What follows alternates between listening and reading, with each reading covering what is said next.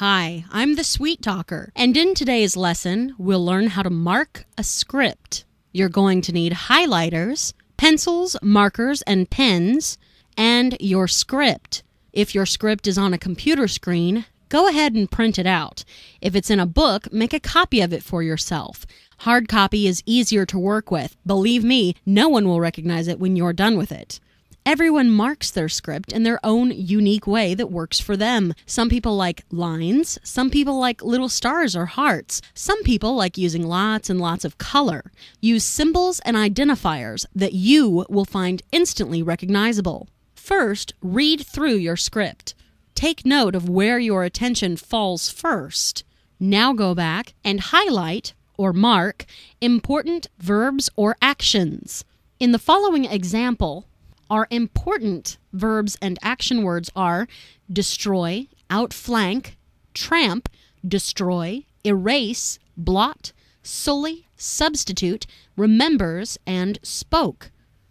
These words are meant to evoke an image in the listener's mind.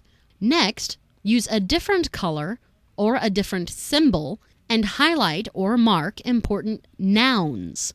In this example, the important nouns are houses, bombs, people, defensive lines. Notice that this is considered one word, a single word. Spirit, nation, doubts, fears, history, past, names, words, liberty, man, vows, freedom, words, mind, 1,000 years, and conquest. A good way of spotting the important nouns is to check your verbs and actions that you previously highlighted and see exactly what the verbs are talking about, such as destroy houses, destroy bombs, destroy people, etc., etc. The next thing to mark on your script is breaths.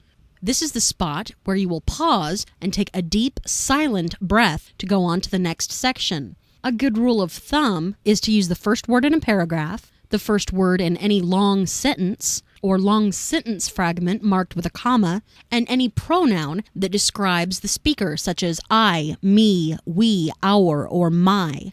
Whenever you see your mark for breath, remember to pause, take a breath that is deep but silent, and go on with your reading. The next thing to mark are tones. High tones and low tones using up arrows and down arrows is most common. Usually, tones will change after a comma or before the first word in a sentence. Any place where you have marked a breath is most likely a place where your tone will change. A higher tone is for more excited words. We can destroy houses. A lower tone, which usually marks the end of a sentence or the end of an idea, is more final and more solemn. Our conquest is not perfect. The next script mark is optional, but many people use it to remind themselves of a particular expression. Smiley faces, sad faces, sarcastic faces, and angry faces might remind you of the mood you're trying to evoke with your reading. Finally, circle any words that you've been stumbling over or having trouble with. Long names or unusual spellings. Circling the word forces your brain to slow down and concentrate on that word. Also, write out any numerals in word form and use phonetic spelling of those words you've been having trouble with. Next, record your performance of this script, then listen to it carefully without looking at the written copy. If there's any part of your rehearsal that sounds forced or unnatural, it probably means you need more marks. Let's read our example, which comes from They Burned the Books by Stephen Vincent Benet. We can destroy houses with bombs and people with starvation, outflank defensive lines and tramp ahead. We can destroy the spirit of a nation with poisoned doubts and fears, erase its history, blot out its past, sully its famous names, and substitute our words for all the words of liberty.